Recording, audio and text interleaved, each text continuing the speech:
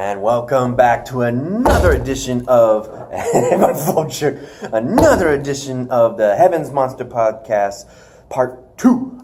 With, of course, with me is always Terrence Menifee, aka T-Money, the king of puppies. There you go.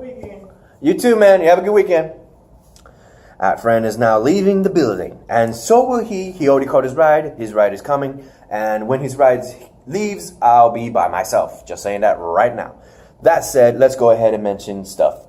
Well, I'm going to save the Lucha Underground for maybe just skim through. First things first, the most shocking thing I gotta say is last Wednesdays. We had two surprises. One, the return of TNA wrestling name Sami Callihan, but in freaking Lucha Underground, he was known as Jeremiah Crane. In which case, his character was killed off along with Phoenix when they went in a three-way dance in what is pretty much called a casket match, but dancing of death or something like that. Death match. In which case, once you're literally put in a coffin, you are literally just killed. So, in order to bring back this character, the Snake Tribe, whose character the week prior, Vivara, a.k.a. Luchasaurus, 600-foot serpent mask-wearing giant, got head cut off by Taya, a.k.a. Johnny Mundo, Johnny Impact, Johnny Nitro, John Morrison's wife, current wife. He also was known as Johnny Blaze. There you go. So many Johnnies. And she cut off the snake head of the serpent. So they had to have a replacement for the 4-on-4 tag team match, in which they brought Jeremiah Snake. So OVE's everything, thumbs up, thumbs down, is now member of the the reptile tribe. I get the snake, serpent, but it's called the reptile tribe. Remember that. That's one of the 7 Aztec tribes, the reptiles. And he is a snake. And he's got that whole gimmick going. He's freaking taking in something into his mouth like venom and spitting it or licking somebody. And then he's also got the freaking mask. That was pretty cool. He's just doing all that snake stuff. So, that said, let's move on to Impact Wrestling and the subject at hand of Sami Callihan and how much he is losing his damn mind. He just last Thursday told his two friends, because he hates the fact that he's being made a mockery of his shaved head. He had two of his friends shave one each other's head against their will.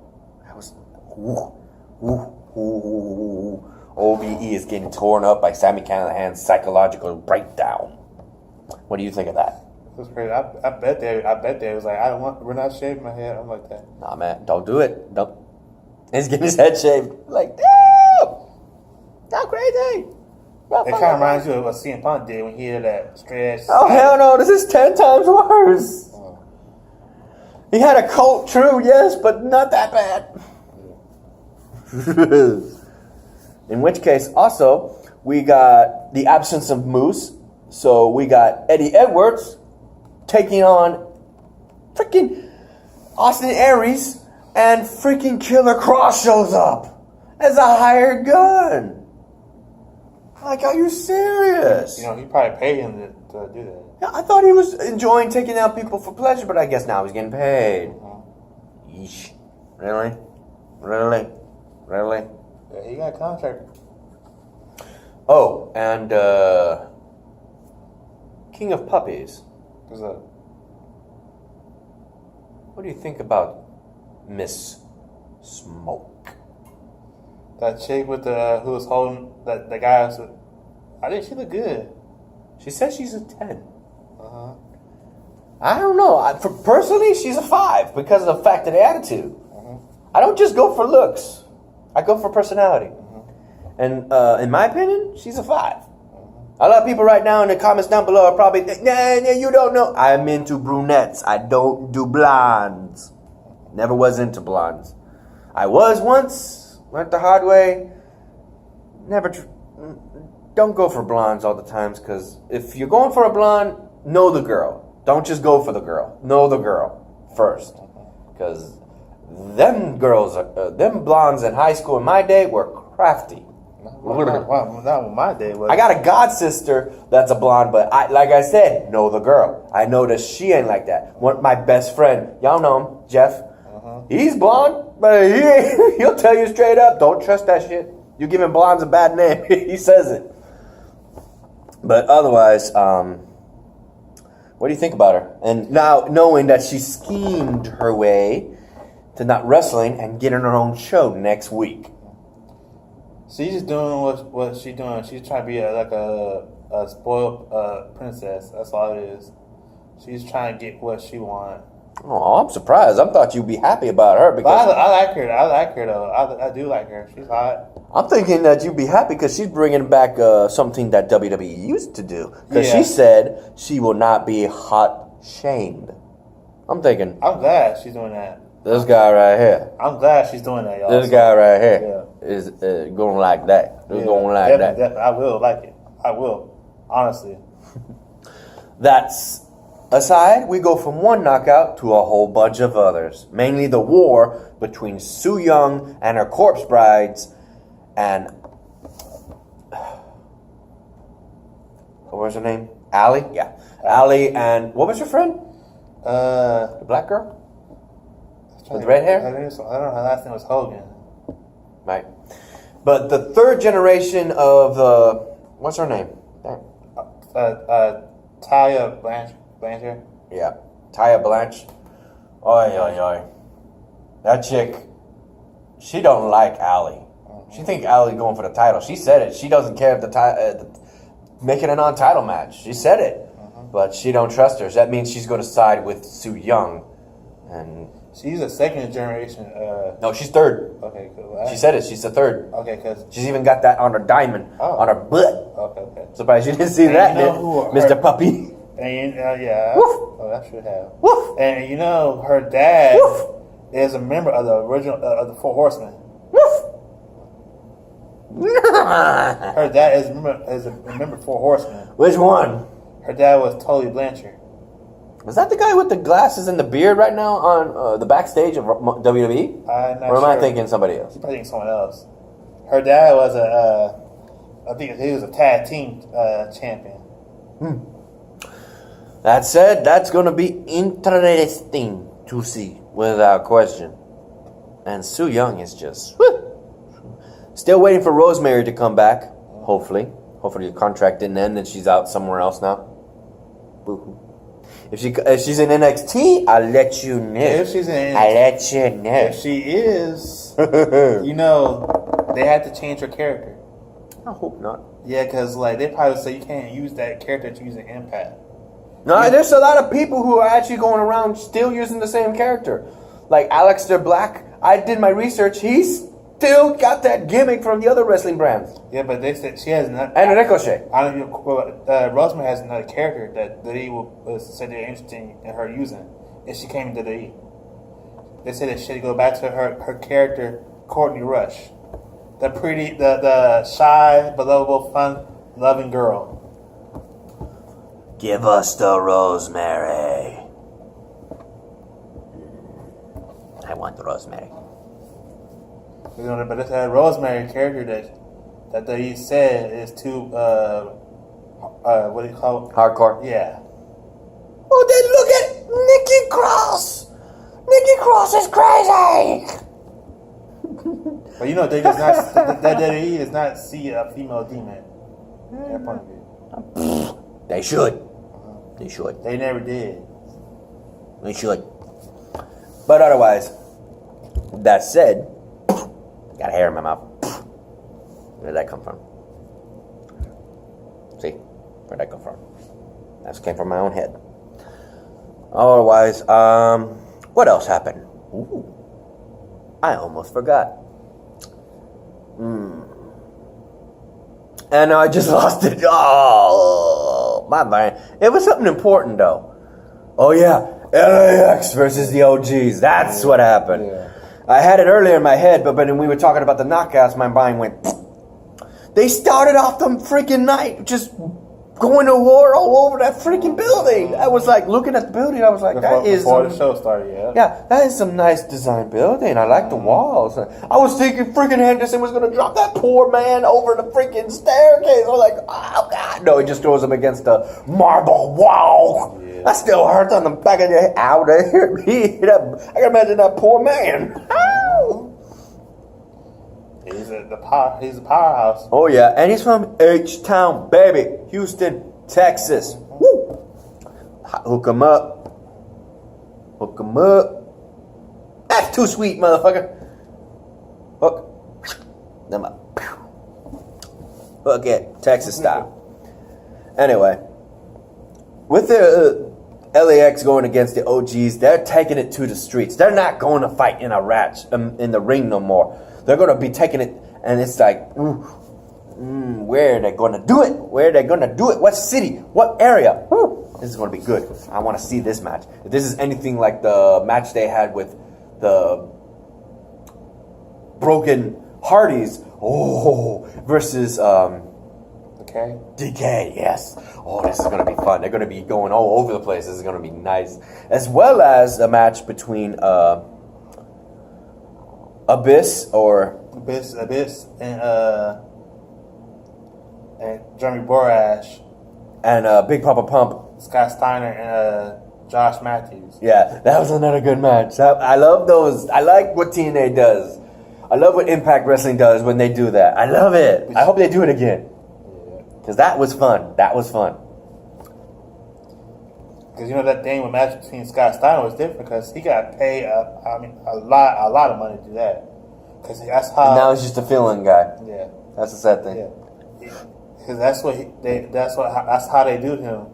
Yeah, they want him to build somebody. They'll pay him a lot of money.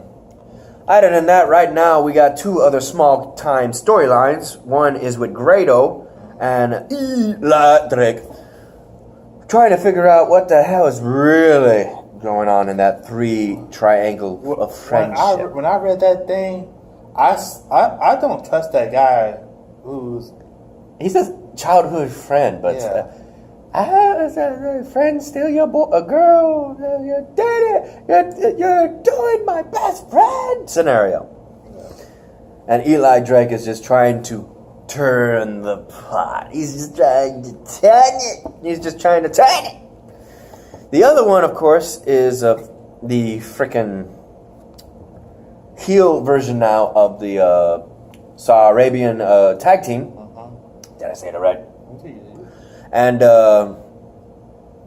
Arabian tag team. No, the KM and Falaba. Blah, blah. He's also a member of the Boutique School. Oh yeah, I remember him. That's why I like him. But he's not getting enough airtime though. That's what sucks. I hope he comes to WWE and gets some real fun. Yeah, but if they pay him a lot of money. True that. If he has NXT. I want to mention some stuff from NXT, but I'll say that in another video. Will not hire. They ain't gonna hire no fat guy because one fat guy tried getting there, but they told him that if you want to be in WWE, you have to lose weight. Tell that's the guy when they were doing the Tough Enough. Freaking Roman Reigns called up a buddy from NXT, and his finisher was literally jumping off the top rope and freaking sin on somebody. But you've seen this guy that tried getting at NXT. They looked at him and said, "No, you don't." I think this guy was bigger than you. Yeah. No, we also got somebody. What's his name from Wales? Sanity, the big guy. What's his name? I can't think of his name. I need to talk about. I can't think of his name. Give us a sec. All right, we got his name. Killian Dane is huge. Yeah. I think that might have been the guy, but he grew some hair. He grew more facial hair because that's who he looked like. He got the same build and same long hair as that guy he mentioned. So, other than that, I wouldn't be surprised if we see Falaba. I would like to see Falaba in NXT. That's going to be interesting itself. But his talking I don't know if they're gonna hire him. Oh no, he can talk. That's his character he's got with Impact. Okay. Bah! Bah! Bah! Bah! I think he only speaks Japanese. That's the problem. Out of which, I can see him having some amazing storylines with, say, for instance, the Velveteen Dream. Out of which, I guess that'll be it. Right? There's no one else to mention in Impact?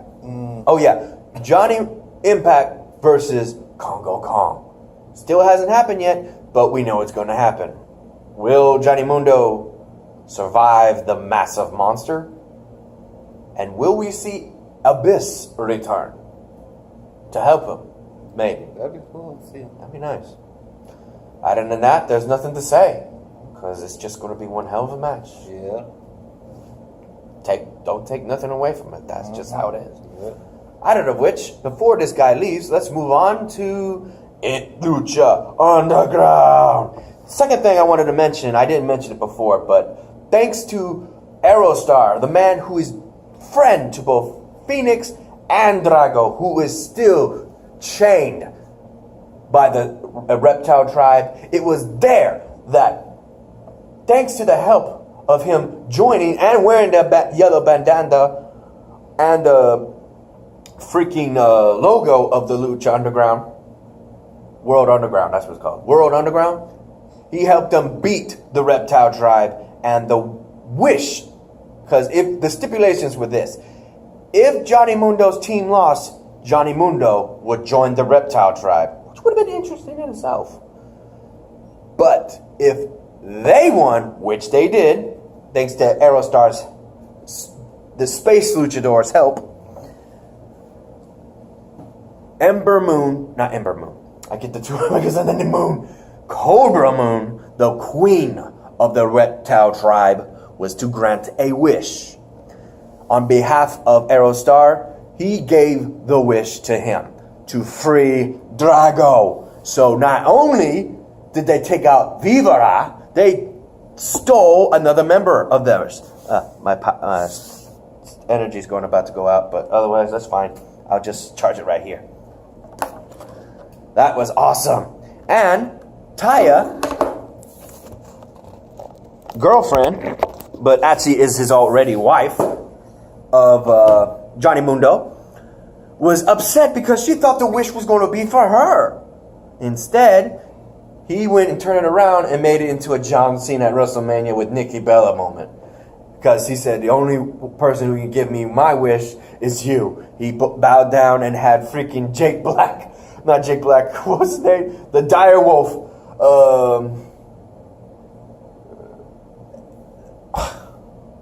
What was his name? Hold up. Give me a second. That's his name. PJ Black. The Dire Wolf. PJ Black. AKA a member of the Nexus, the Core, and longtime tag team partner of Heath Slater. But now is a member of the Worldwide Underground. That's what it was. Not the World Underground. Worldwide Underground. Of Lucha Underground. That's like a drinking game. Take a shot every time you hear me say Underground. Please don't. But he pulled it out of his pants. He went, hey, he pulled the freaking box out of his pants and he showed the ring, and now they're getting married in the storyline. So that's going to be interesting itself. With all things considered, though, we had another sacrifice. Paul London sacrificed one of his buddies.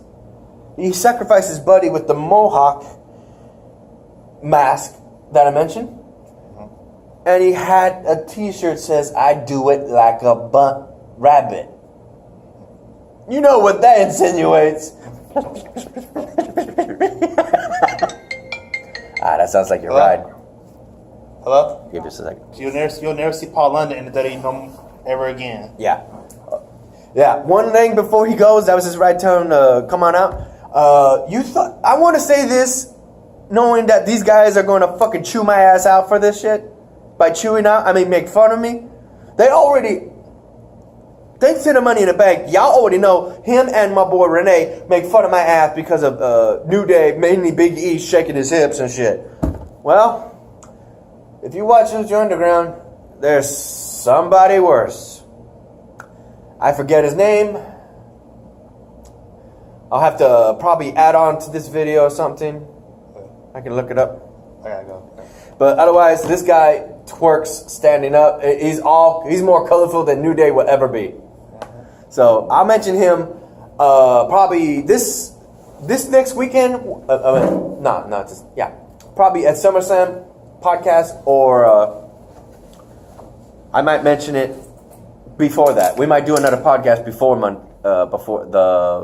might do it Wednesday. Yeah. Sound good? Yeah, that's fine. So we're going to go ahead, and I'm going to end this video. It pretty much sums up everything that happened, besides the titles being due, sacrifices, and all that. But thank you for all of you listening.